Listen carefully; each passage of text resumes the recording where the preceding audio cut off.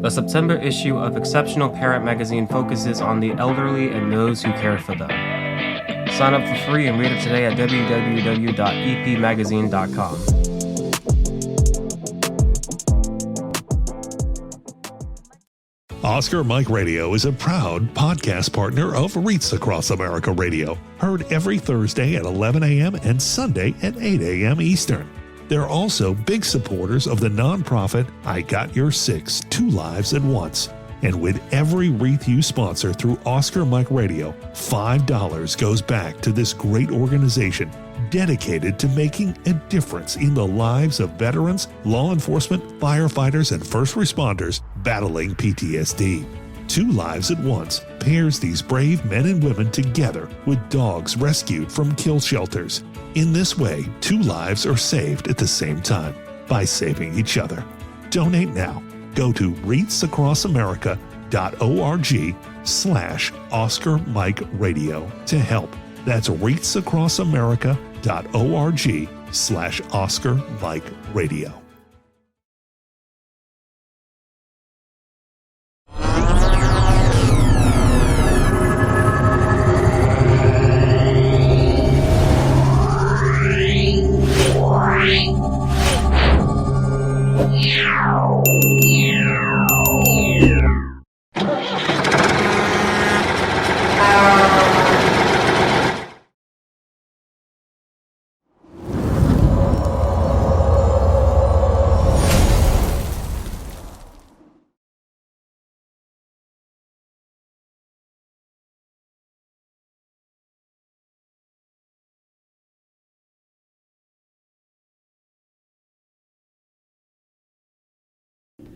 Suicide is preventable, and each of us has a role to play in suicide prevention.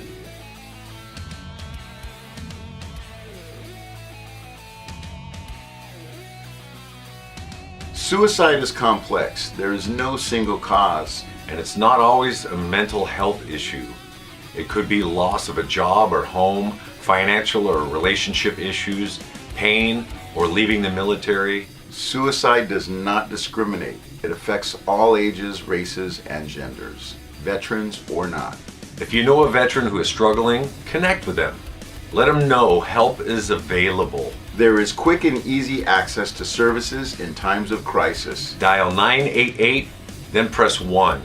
Talking about it is okay. Don't keep it inside. Don't be ashamed. Don't wait. Reach out. Find resources at va.gov/reach.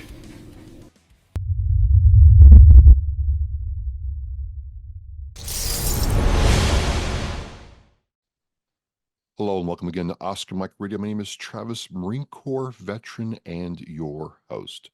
Oscar Mike Radio is part of the Hubazoo Network. You can find out more on hubazoo.com. I want to thank my sponsors, Joyce Asek of Asek Real Estate, Army National Guard veteran Mark Holmes of Reapers Detailing and Power Washing, and my supporters, Cason Shaving Company and Exceptional Parent Magazine. Now, I know what you're thinking. Wait a minute. I've seen Travis's bald head, but I've got another guy I've seen last month with the same haircut. What's going on here?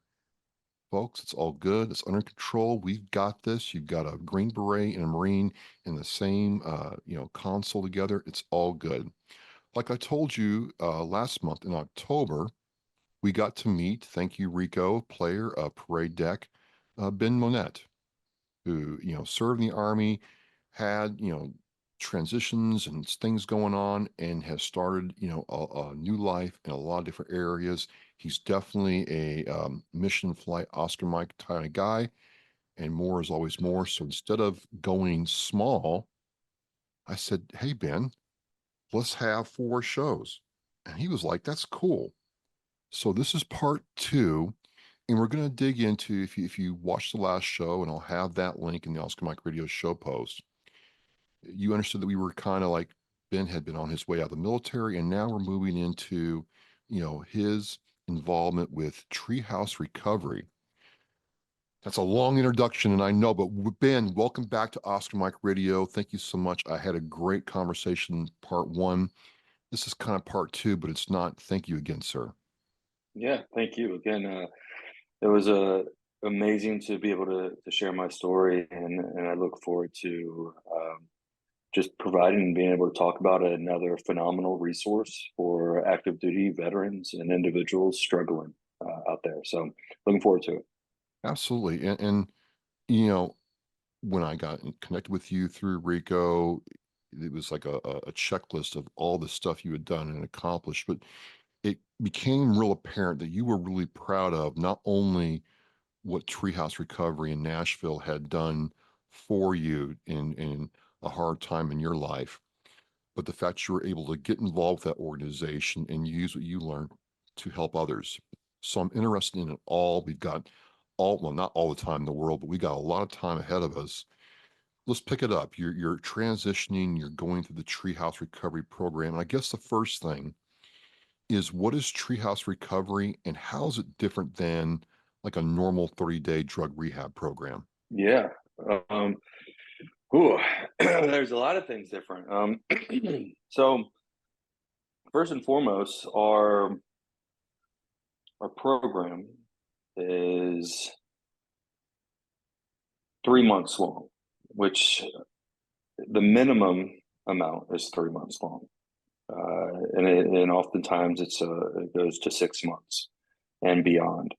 And in part one, we talked about how important it is and how much time it takes to create new habits, but also break bad habits. Right.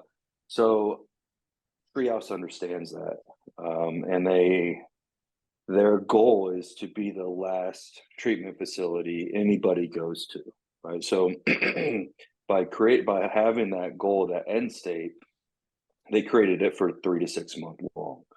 Now there's a program in place that's called the Protectors Program, that is an active duty program, and it is a 45-day program with a reassessment at 30 to see if we can push it to longer, because we understand that commanders need soldiers, and if we can get someone for 45 days, 45 days is better than zero.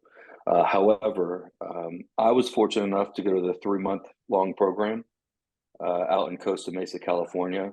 So first of all, that's the difference is the duration of our program. Secondly, our program is structured. There's structure in place in our program, and when I say that, I know active duty veterans can understand what structure means. There's time hacks. There's be in the right place, the right uniform, right time. And those are the things that veterans and active duty members follow very well. So the transition period, the adapting into our program for an active duty or veteran is an easier transition because we know that lifestyle. We focus on physical fitness to heal the brain, and I'll dive down deeper into that, but that's what separates us vastly from a lot of treatment facilities is we get you moving, we get you active, whether or not that you've. Now, there's a real component there where physical activity truly helps heal the mind and spirit. 100%. Really? Okay. And chemically, what is released during exercise, it's the same thing what individuals in addiction are seeking. And again, I'll go into depth on Sure. that. But so the physical fitness aspect of it, and when I say physical fitness, it doesn't matter. It doesn't matter if you are right out of active duty and you can run a 13, 14-minute 2-mile, or you're a veteran who can, it's hard to lift the barbell, right? As long as you're coming in and you're moving your body and moving your brain, that's all we ask. Moving into that, the fact that the knowledge that I learned at Treehouse, we all know, substances are bad. And when I talk about addiction, the two things always come to mind, right? Drugs and alcohol. Well, guess what? There's a lot of other addictions out there that have just as much of a negative impact on individuals. And I equate addiction as anything that is controlling your life negatively, whether it's in a domain of financial, irresponsibility, personal, your intimate life, with your relationships, your professional life with coworkers or your job. There's various different other addictions. A lot of people just hone in on those two specifics, but when I talk throughout this segment, addiction, that we all know that there's unhealthy gambling, porn, social media addiction. All these addictions, affect the mind in a similar way as drugs and alcohol. Third is the fact that we have 4 counseling sessions a week. 4. And 4 counseling sessions a week, where 2 of them are with our primary, counselor. For me, it was about probably 75%, PTS, operator syndrome, moral injury, these new studies, TBI, handling that, and 25% addiction. But nonetheless, I was able to, on a consistent weekly basis, have therapy sessions that progressed. The other 2 therapy sessions that we have are our writing program. And oftentimes people are like, well, writing program, what good is that? And so our writing program is a little different. We'll have an assignment, you write down your assignment, and then the next counseling session, you will read that to your counselor and you go through that and have a session pertaining to what was written.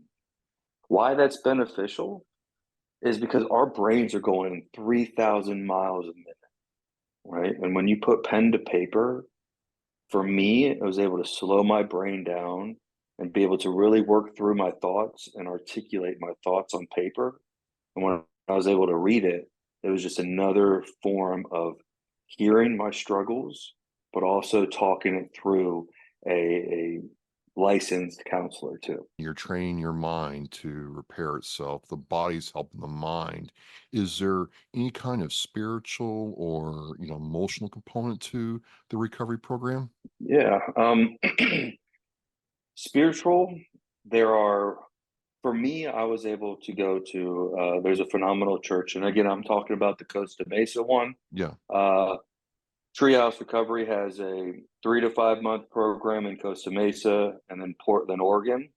And soon to be by the end of this year, early 2025, one in Wilmington, North Carolina. Oh, wow. We also have, in those locations, we have an IOP, which is 3-hour sessions a week, right? The one in the Treehouse Recovery in Nashville, Tennessee is the IOP, And what's which was able to, IOP mean? Just intensive outpatient. Okay. So it's more of, I'm working, I have a job, a steady job, but, from 6 to 10 o'clock Wednesday, Friday, and then 8 o'clock in the morning till 11 on Sunday, I was at the Treehouse Recovery IOP here in Nashville. Just another continuation of care, but a step down, a little less invasive as our inpatient, our what we call as PHP, partial hospitalization program, the 3 to 5 month programs in Costa Mesa and Portland, Oregon. The fourth, I would say almost one of the most important things for me, and a lot of people, and you'll get this, and every veteran, an active duty member listening will get this, is we're in a big room, and all veterans are there. Sooner than later, Green Berets will go in this corner, SEALs will go in this corner, Marines will all isolate into where we feel comfortable in our groups, right? Yeah. Well, what Treehouse does is, yes, we serve active duty veterans, but also we serve and provide treatment for any individual who wants to enter our program.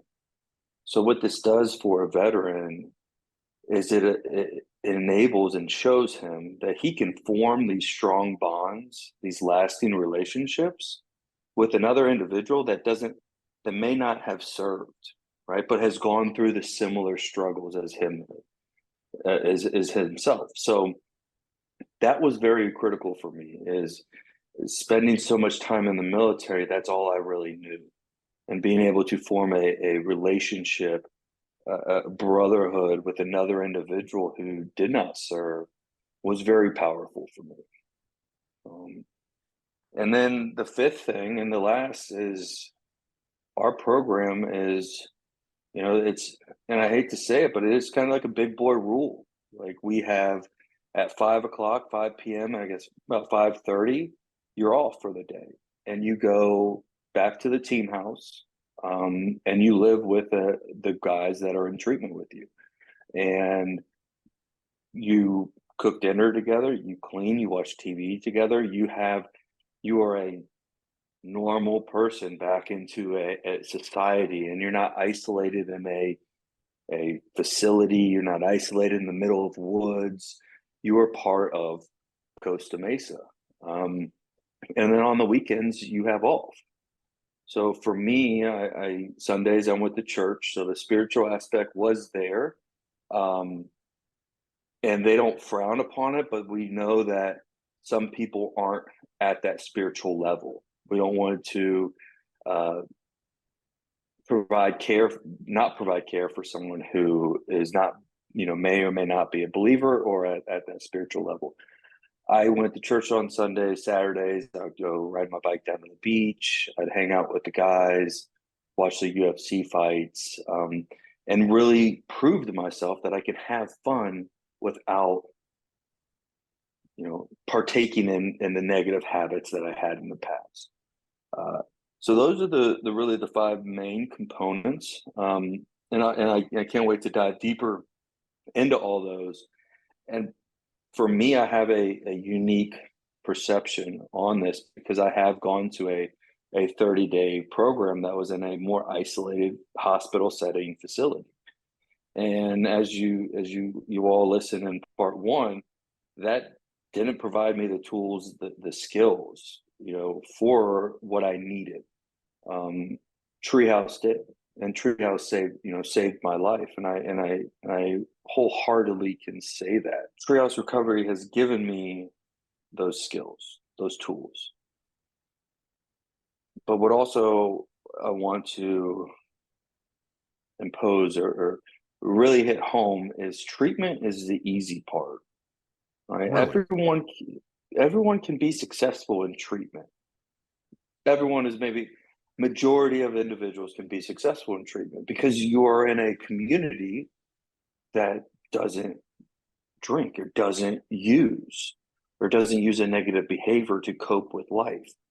When you go back home from treatment, that's when the real work happens. That's when life is going to come at you, financial problems, relationship problems, work problems, all these things that what we used to do to cope, we can't cope anymore.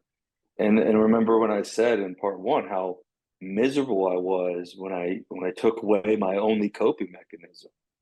Well, now I have these coping mechanisms that I can handle life. So that's, yes, treatment is difficult, but when you are back home and you have life to deal with, and life is going to throw you, many different hurdles, that's when, the skills and the tool sets that you learn at Treehouse is going to be implemented. You start implementing these and learning these through your treatment.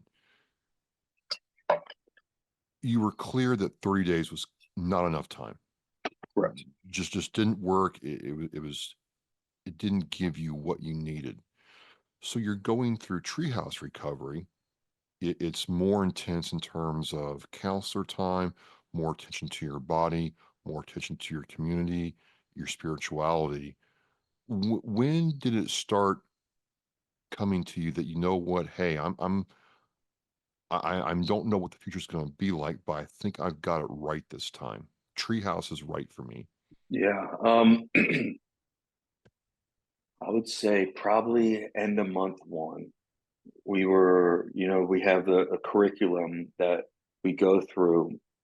And when I understood the fact of the battle between the limbic system and the prefrontal cortex, the parasympathetic versus the sympathetic nervous system, when I fully understood that, it was like the memes where the light bulb went off on the top of my head.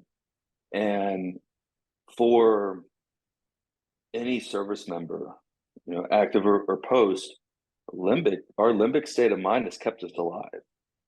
We've relied on that freeze, flight, or fight or flight, right? And we have used that so much, but also we didn't.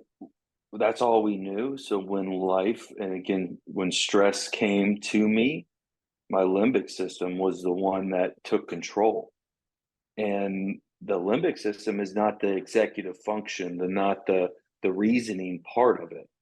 So I was able to overshadow my prefrontal cortex, my reasoning of, I know alcohol is bad. I know that I'm an alcoholic, but my limbic system was like, I don't care. I know a way. I know a way to solve this problem, and my limbic system was taking control. I think that is one of the main things of, especially why alcohol and drugs are very,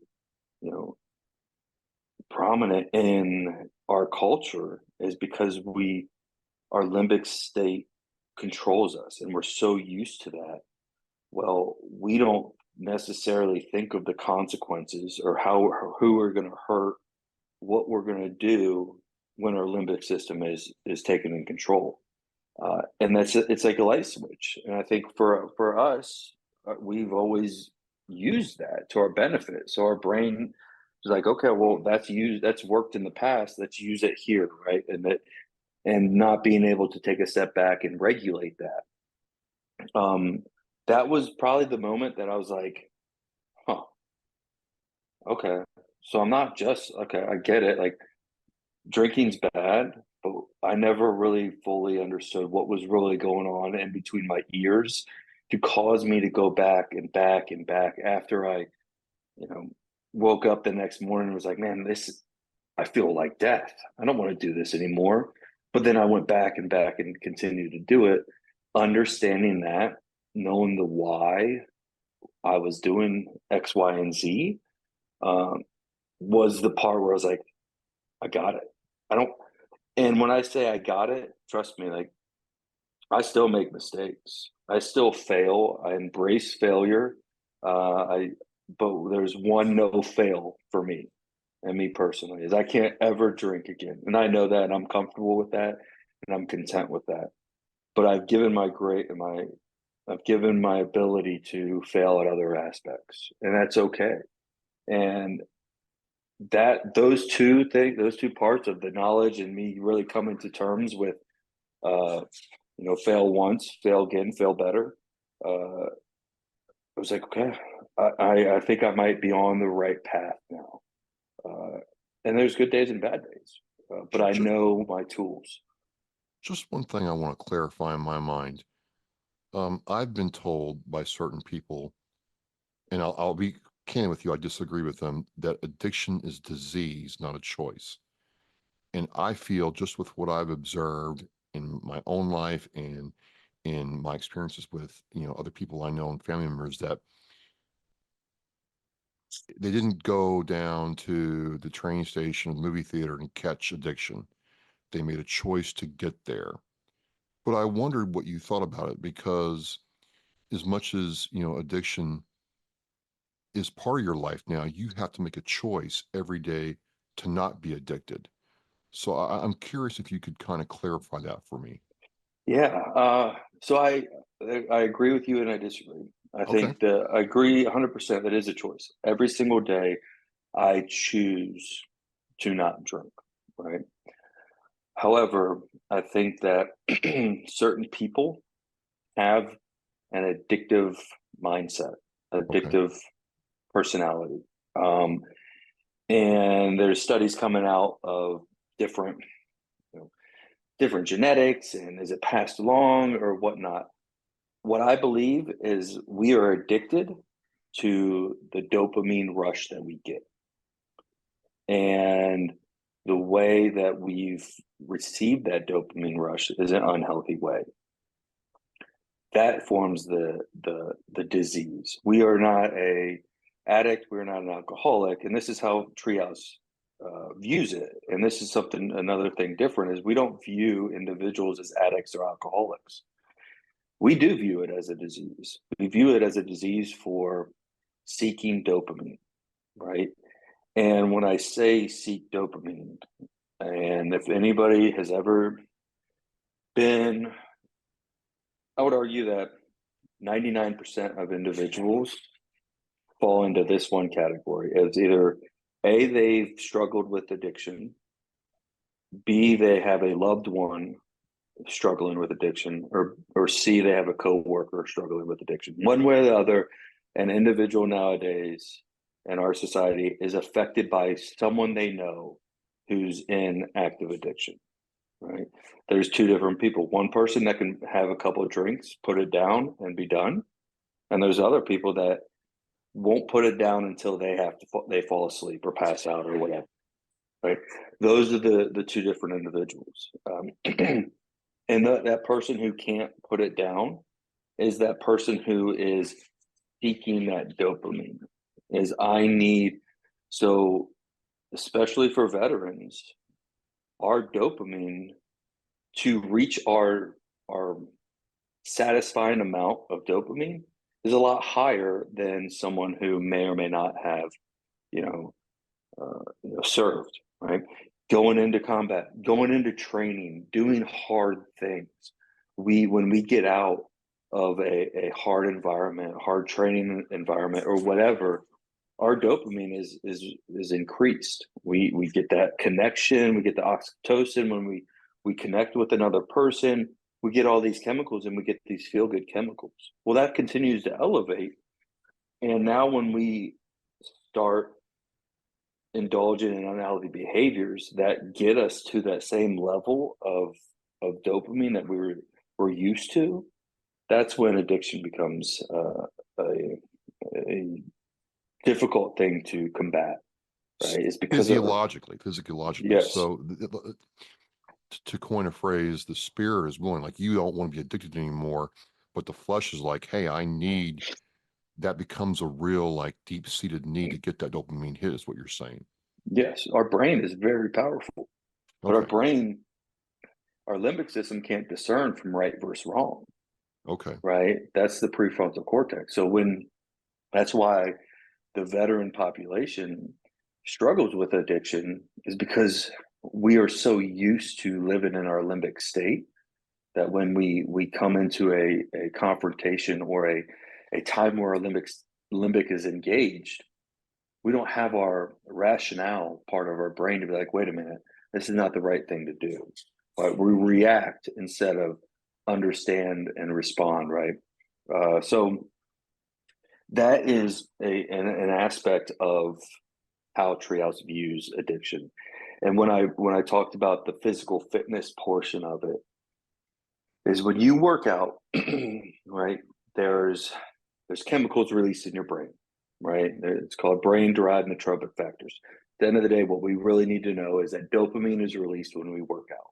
When we conduct any exercise, our dopamine is being released in our brain. When you see a workout on the board at Treehouse, and these workouts are pretty difficult, right? Or you see a task on the board at work, or you have something that you look at and you're like, that's going to be difficult, right? And then you accomplish that sense of satisfaction, that reward that you get enhances and increases your dopamine levels. So what we're doing at Treehouse with working out is we're not only creating bonds with individuals, and we're not only accomplishing tasks that look very difficult, but we're also training our brain to understand that if I do this, I get the same amount of dopamine as I may get from, drugs or alcohol or other unhealthy behaviors. So that training, that creating a new pathway, a new event in your body or your mind, that's like, okay, stressful event A happens. I can choose. Now this comes to your choice, right? Right, I right. can choose one of two ways. I can go choose to get this dopamine in an unhealthy way, or I can choose to do a various different techniques or practices to get this dopamine in a healthy way. So what we're doing is we're creating that. A lot of times we focus so much on our neck down, right? Supplements, working out, eating healthy, all this stuff. But what we really need to do is start focusing on our neck up. And what is our brain? How are we training our brain? And that's where the workout begins to start training your brain. Right after we work out, that's when we go into our academic setting. So I know anyone who works out afterwards, they feel refreshed. They Yeah. feel more alert. They feel like, okay, now I'm awake. They're more attuned to what's going on around them. You put that individual who has all those things after workout into an academic setting, they're going to learn more. But most importantly, they're going to be able to recall that information in times of stress. That's the reason why we have workout in the morning straight into an academic environment, is to prime the brain, to get the blood flowing, to get that dopamine in our bodies, feeling great, alert. Boom, start learning. Let's learn about, different mechanisms. Let's learn about what our brain is doing in active addiction. Let's learn about the cycles of cravings. Where can we catch them? What can we do, before we get to that point of no return? What can we do? Who can we reach out to? What are our resources? How powerful is community, right? All those things are gained in the academic setting. And then you get done, and that's when, the 4-hour counseling session happens. Now, And now then, tell me, now tell me about the counseling yes, session because, some people, including myself, don't really feel very good about going to counselors for a lot of reasons. It can be hard to, well, the thing I've always wondered, I've never had to go to a counselor for my military service, but I always wondered, like, what's a counselor who's never, been to boot camp or, military style, setting going to understand about the military experience, regardless if you're Air Force, Coast Guard, you know, special forces, whatever. yeah. How can that person relate to and get on that veteran's level to understand what's going on and help them? I've always wondered that, and I don't know if I'm just, oversimplifying it, but it just seems like there'd be a disconnect there right from the get-go. Yeah, and the disconnect happens from the user or The veteran side. the veteran side, Okay. right? And if I come into a counseling session with a closed mindset of he's not going to understand because he's not a veteran, then you're not going to get anything out of it, right? So Okay. it starts with the person. And for me, um, one phenomenal thing about Treehouse is, I'd say 95% of Treehouse employees were past clients.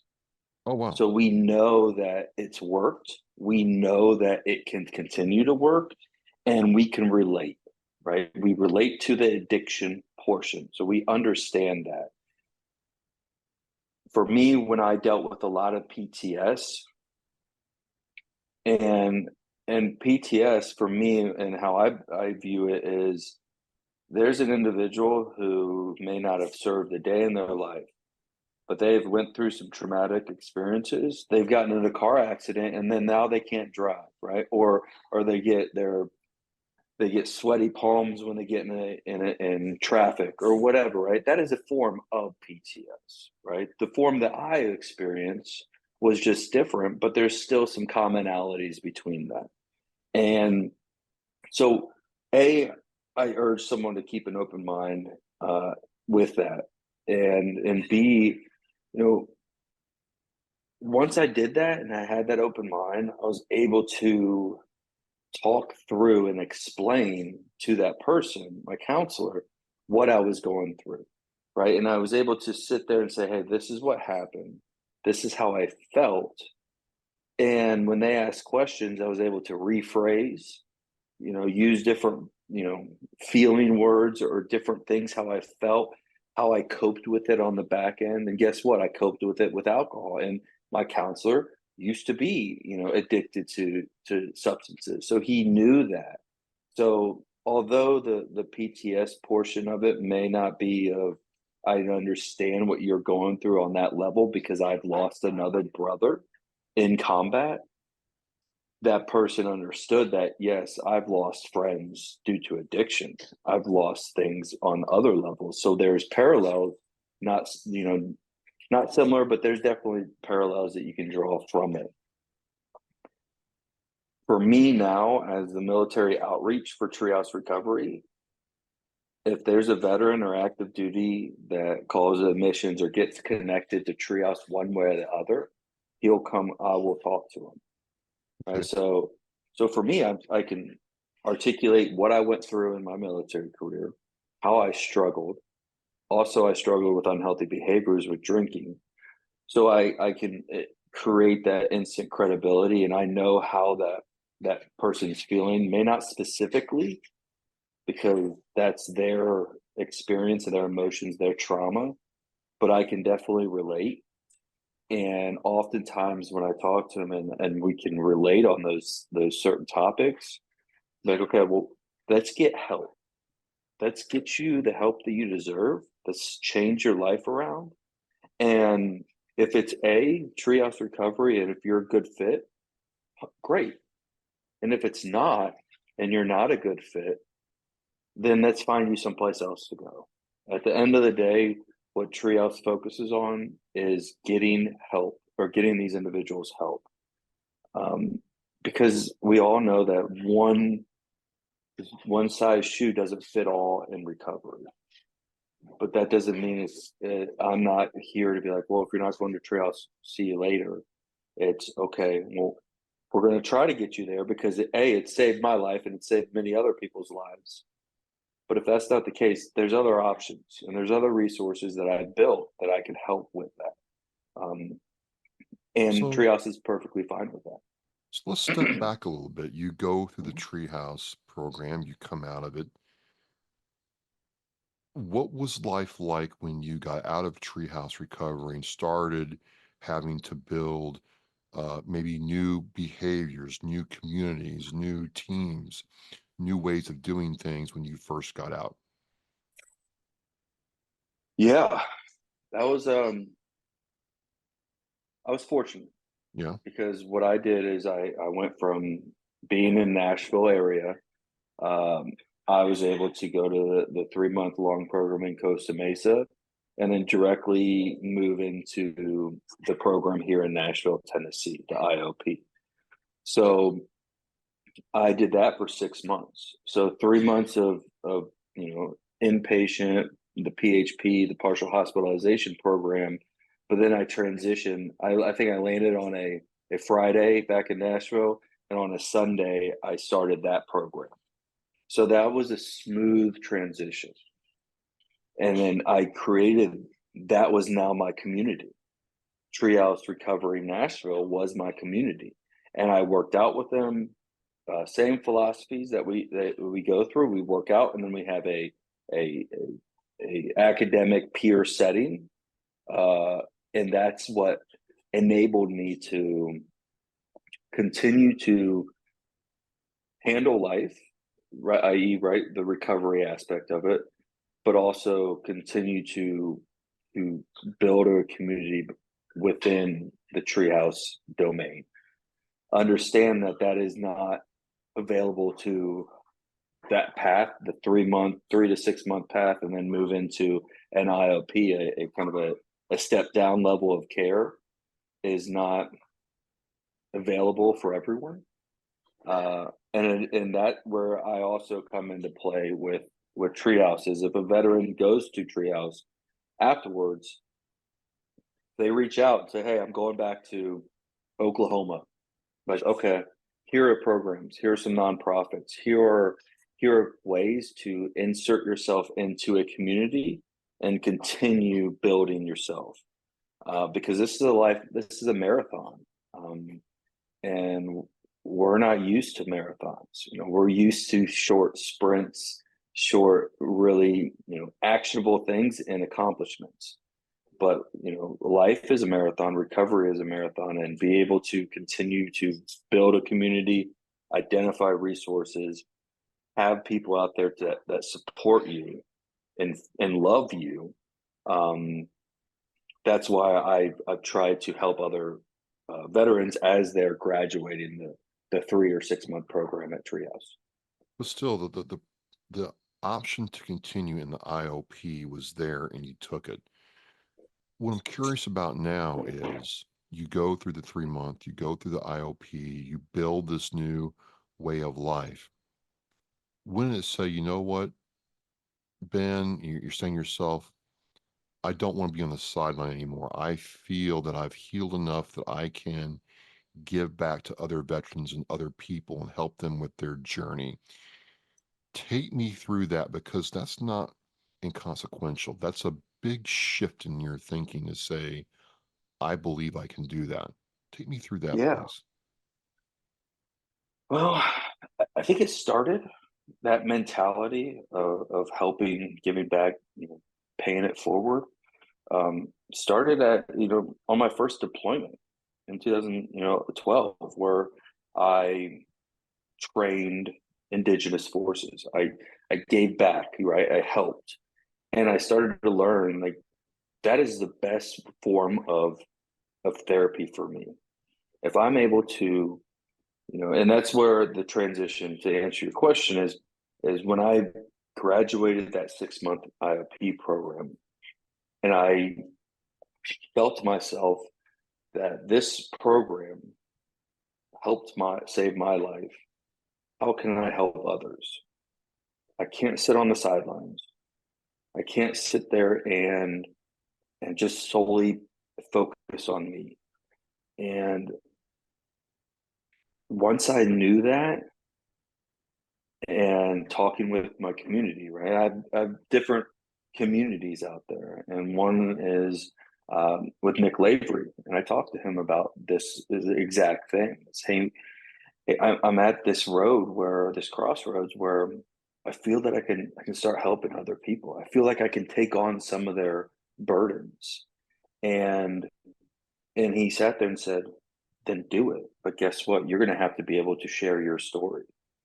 And I always knew that, but once I began comfortable talking to other people about my mistakes, the things that's happened to me, I knew that I was ready to start helping people and showing that person on the other end of the phone or video call that there's hope, that you are not alone, right? And especially for the veterans, we're all, like you said earlier, we all accomplish things as a team. Very few times in the military that you accomplish something by yourself. Right. So why tackle a massive issue, problem, unhealthy behavior by yourself? You can't. And that's, and I started finding more people out there that do the same thing, and more organizations that understand that this is a pandemic. This is an issue that we need to resolve. And that kind of just kept going and going. And I began to see the effect, the impact that I could have. Although I wish I could have a much larger impact. But every podcast I do, every speaking engagement I do, if I can just help that one person to take a objective look at what their choices are and be like, maybe I need to get some help, then that's the satisfaction that I seek every day. You make this change. It's a huge transition. You're not in a combat focused job. You're in a, assistance recovery support role. What's it been like working with the people at Treehouse Recovery in Nashville or maybe even California where you did your treatment, to do this mission now because, you're in a different type of team, doing a different type of a role. Yeah, that is transitioning is difficult from Yeah. a combat arms or non-combat arms, a military environment to a civilian environment is difficult. Things are done differently. Yep. Communication flows differently. People aren't on meetings 15 minutes early. Like we're all remember if you're 15 minutes This early, early, you're on you're time. you're on time. You're on time. Exactly, You're right? late. Yes. Those are all the things that I've experienced.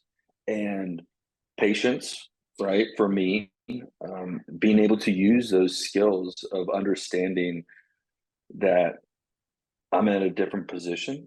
I'm at a new journey in my life, a new season, and humbling myself. I know Tom Satterley from All Secure Foundation.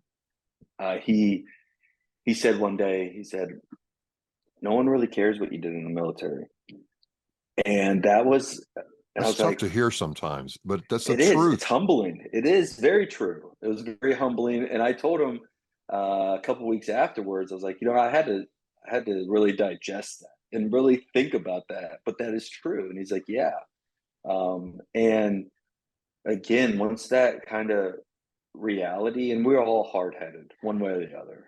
Once that reality came and really hit home in my brain, I was like, okay, so what now? What can I do to because it was only adding more stress to me, right? And it was self-induced. So I had to take a step back, look at it as objectively as I could without emotions and use the skills that I learned from Treehouse to be like, okay, new season, new journey, different environment. How can I use these things that I learned in the military to help others, but also how do I adapt, right? And I think veterans and active duty, we're amazing at adapting. We're flexible individuals, and that's something that is a phenomenal quality in all of us. You go through this metamorphosis in your life. You come out of your, cocoon, a changed man, and the change is still a daily choice as you talked about before. But what's it like? You've lived this. It's not like you're some self-help guru, you know, trying to sell a book or whatever. You've actually had to live and walk this walk. What's it Yeah. like, Ben, when you see that other veteran, regardless of what branch or what rank or what they did, and you're seeing the same parts of you in them, and you know what their struggle is going to be? What's it like, I guess, on both sides of the coin? What's it like when they fail and get back up again? And then what's it like when they succeed and they live that life that they want to live? It's extremely rewarding. Yeah. It is extremely rewarding. It is a emotional job that I have because sometimes I want to reach through that phone and look someone in the eye and say, "Listen, like you can be something else. Like you don't have to be in this pain. You don't have to be in this struggle. You're not alone." Um, and that's difficult because sometimes people, you can't change. That's at the end of the day, change is internal, and you have to be that person. Now, if you're willing to change, great. Hop in the car, let's go. I will take you wherever you need to be, right? And or find you ways to get you help, but it has to start with you. What is that? Because not You not know, not in the PTSD or addiction state, but in a different part of my life. Maybe we'll talk about it someday. I got very comfortable being in pain. I knew it. I knew what it was. I knew today was going to just, be bad. And I got so used to it that the idea of feeling any different scared me to death, because I'm like, wait a minute, if I have to let go of this thing that I'm comfortable with, what's going to happen next? And that really did a number on me for a while. Yeah, the fear of the unknown, right? And so, Absolutely. That's what it was, but it was like yeah, real. and it's you're comfortable in your chaos, right? You're comfortable in whatever you have, and there's a philosophy that I talk about is growth through adversity, right? And we're in our own comfortable circle, whether or not that comfortable circle is surrounded by pain, agony, guilt, resentment. We're comfortable in there, and that's all we know.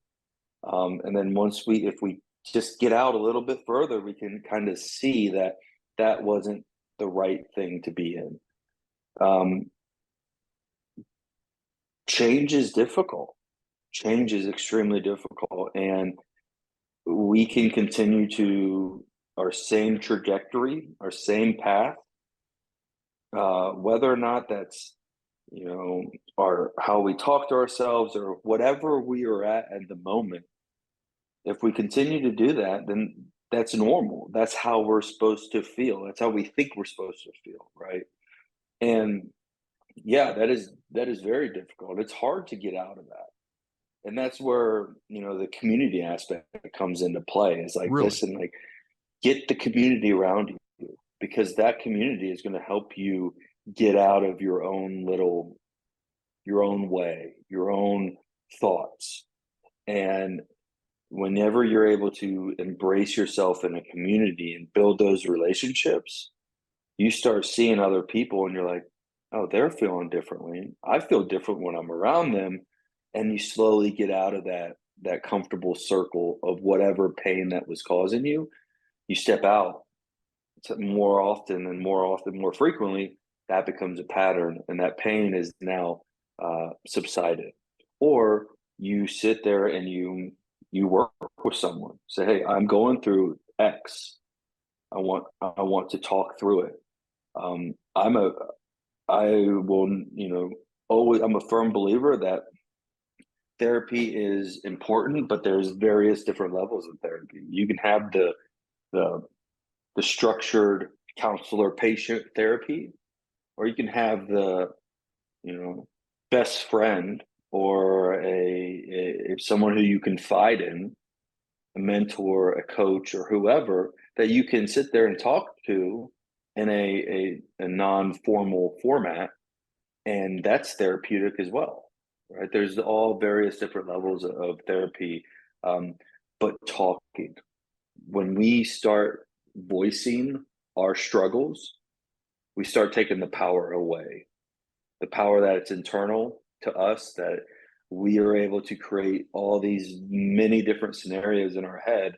When we start talking and listening to how we say things and talk to others and describe it, how we're feeling, we take the power away. And oftentimes you do that more frequently, that center block of pain or guilt or whatever you're facing will be lighter and lighter and lighter. You see this change, you make the change in yourself, you see it in other people, you work with the people at Treehouse Recovery. What's it been like getting up there and telling your story to complete strangers who, the only thing that matters to them is like, hey, I'm here, I've got to get through this. Oh my God, what do I do? And I got to listen to this guy now. Yeah. But you see them out in the audience looking at you. What's it like when you share your story and you're trying to connect with them? I focus on like the three parts, Yeah. right? I focus on the maybe two parts, but what my story, right? My story is compelling. I've been through, I've accomplished a lot, and I've lost a lot, right? And I've sacrificed, and it was all because of my choices, right? There's consequences to your habits, right? Uh, but what I leave the audience with, or anyone with, is what am I doing now, right? How am I using these skill sets, not just in recovery, but in everyday life? What skills that I use now that you guys in the audience or listeners can be like, that sounds interesting. I've always thought about that. Let me try to employ that just a little bit, right? My three things are accountability, which is extremely difficult. Asking and holding yourself, accountable. Perception shifting, right? Is we're able to change what's going on, how these hurdles in life come at us, and if we can change our perception of it, of some adverse reaction or adversity, or if we can change how we view a problem by, hey, I'm going to learn from this, or how can I better myself from this failure, then that's the most important thing to focus on. And lastly, just like I said about the growth through adversity, like we got to get out of this comfortable circle. Like we have to. And, for me, early on, and it still is, right? It's still stressful to go in front of an audience and talk to individuals. But guess what? I'm not in my comfortable circle. I'm getting out. So as I continue to expand and get out there and become uncomfortable, my circle continues to grow. And now I'm more versatile. Now I can understand and handle stressors in life. So I really focus on the what am I doing now aspect, because we all know a story is a story, but the what now, the so what factor of it is really something that someone can, if they can implement or just see, like, that's interesting. I could maybe use that in the relationship with my wife or the relationship with my husband or my kids. That's the focus there is let's implement something. Let's take some of these core attributes that I have, and I call it the recipe for healthy living. Let's use some of these. Let's take some of these and implement them into certain areas of your life and see if it works. If it doesn't, okay. And if it doesn't work, it could go back to the drawing board. Go back and let's work on something else. That's the big part about it. And I early on, I knew I was going to need to be vulnerable. And like I said earlier to you, vulnerability breeds encouragement. Yeah. And if I can't be vulnerable, then what am I doing up there? What am I doing on this show? Right? Like those are the things that I really focus on early on while doing this. Is I need to be vulnerable. I need to be able to share my story. Two things where time flies, and this is why we did 4 Yeah. parts instead of just one. Tell me, what are you doing like right now, or I say now, like between now and the end of the year for and with Treehouse Recovery? Because it sounds like one, the program is growing in the US, and two, that other veterans are connecting the same way you did. Yeah, there's a couple things, some initiatives that I'm trying to create, some movements with some organizations. I don't want to say them now because I don't know if it's going to come to All right. reality or not. But they're big movements, right? And we are not a nonprofit organization. We are a for-profit organization, and the reality is that to get this treatment, it's expensive, right? You pay for what you get.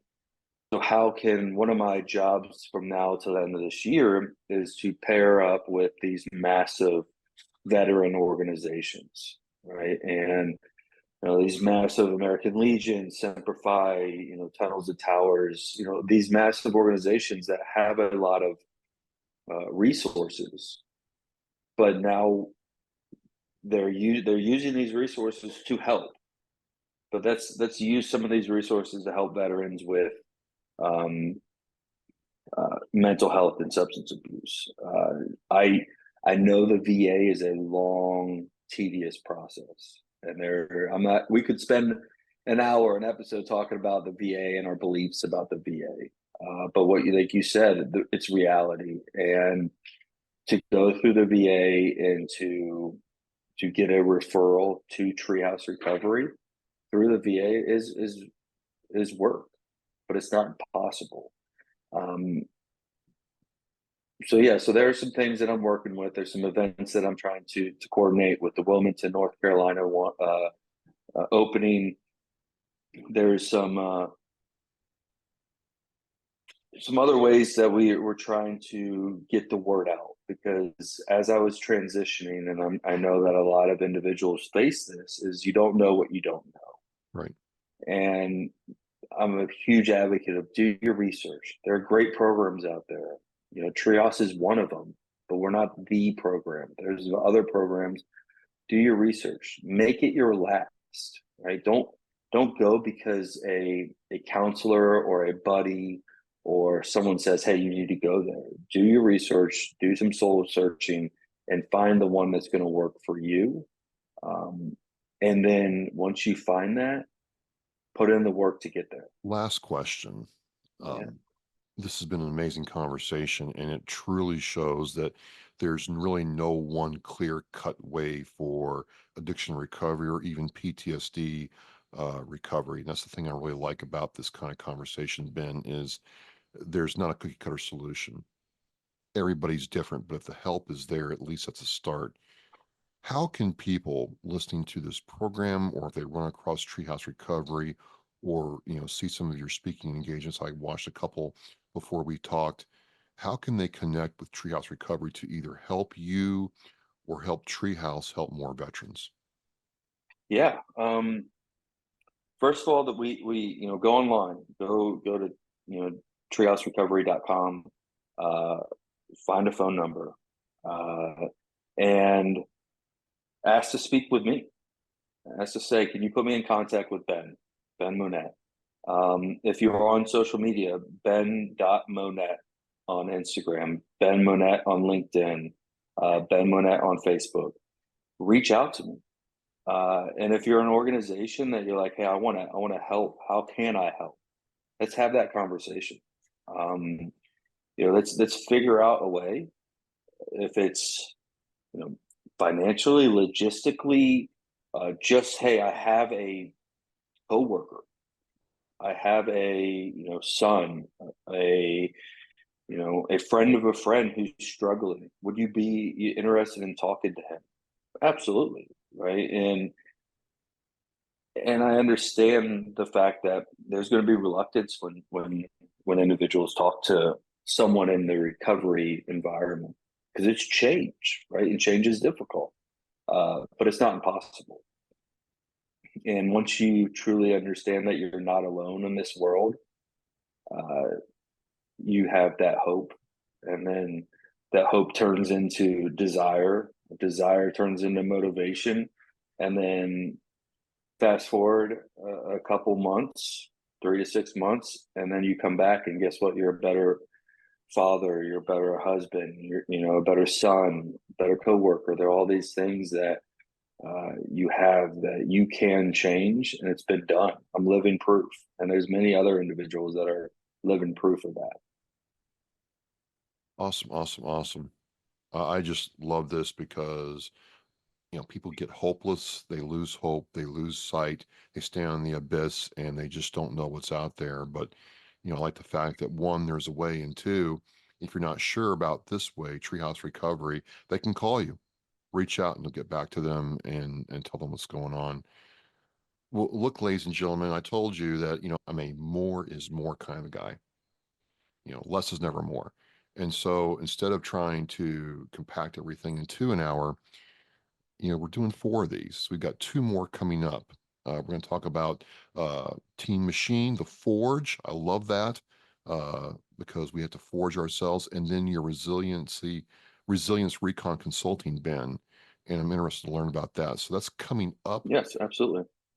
So stay right here on Oscar Mike Radio. But I really do. I want to thank you for coming on and sharing so openly and plainly in a way that it breaks addiction down. You've even, taught me some things that I can tell other veterans about. So look, folks, this isn't the end. Come back in a month. We'll have another show with Ben. And Ben, how great it is to get to talk to you like this and really understand, how it works from the ground up. Thank you so much for sharing with us. Yeah, thank you, Travis. I really appreciate you giving me the opportunity to voice the resources that are out there, and to voice that you're not alone, and there's hope out there. Absolutely, absolutely. Well, again, come back next month. We'll see Ben again, and I will have the links to Treehouse Recovery. I'll have the links to Ben's website and Oscar Mike Radio's show post. Look him up on LinkedIn, Instagram, and Facebook. We'll see you next month. Thank you. And as we say in Oscar Mike Radio, we are mission in flight. Remember, Monnette teaches our mission. We care about it, we do it every day. But I think there are things that just hit you and give you a reason to go on. The theme for our 2024 for Reach Across America is Live with Purpose. It just seemed to fit in with the vows of the REAP, the 10 attributes that we feel represent our United States military. I thought, what a great opportunity to put those two things together and show our kids through how we act some of the things that can make their lives better, their communities better, and by doing that, the country better. For me, Live with Purpose, I think, it's a mindset.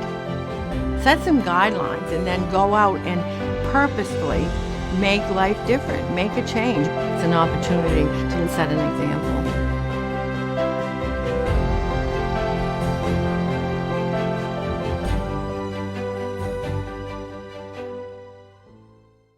Thank you for listening and watching Oscar Mike Radio, where our active duty service members and veterans are in action and the mission is in flight.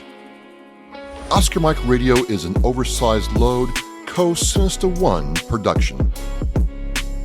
If you are a veteran or know a veteran who needs help, please dial 988 and press 1 for the Veterans Crisis Line.